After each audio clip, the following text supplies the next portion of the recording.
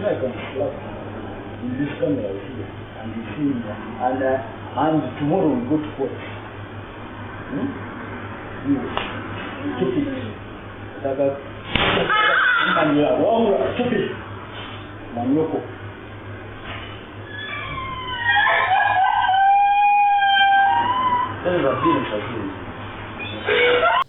The brief is about the video which ran on social media when you saw one of our own ASP Nsima Clive assaulting a female shop attendant at a select shop located in Chanja. We took several forms of action as police as soon as we got that information. We arrested Clive, and after arresting him, he was detained in our police cells. He was subjected to disciplinary action. He appeared both on Tuesday and Friday of last week.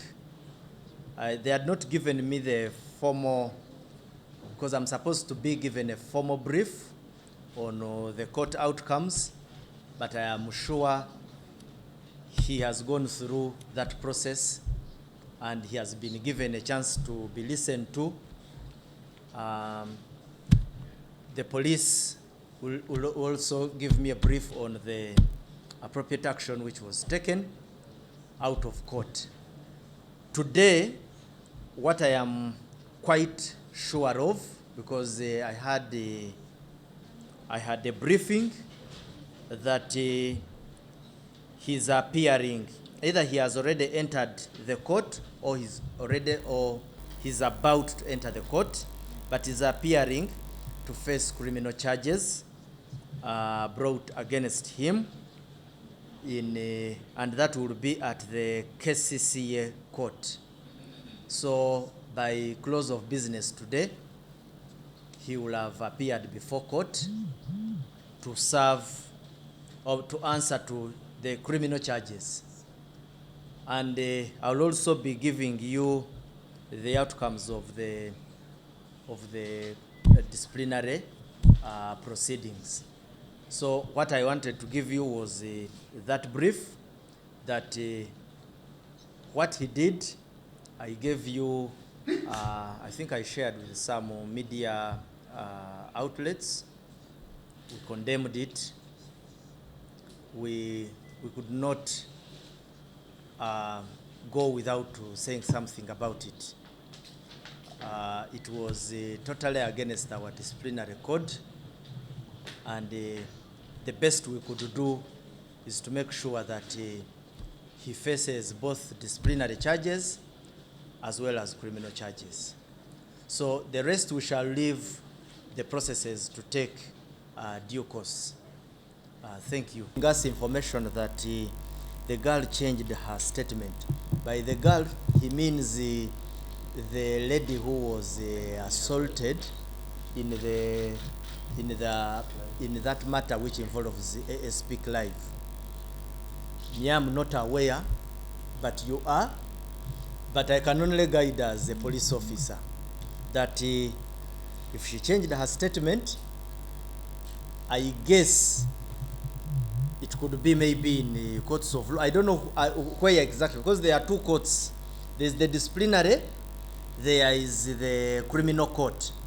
Either way, even if she changed it from the criminal court, police does not have powers to determine the course of the fate of that case in the criminal courts. Because what we do, we charge the officer, we get the statements of the complainants, the complainant and her witnesses. We also extract a statement from the suspect. and we compile a file, take it to the DPP. The DPP comes up with an appropriate charge on the basis of the evidence on file. What comes after is purely outside the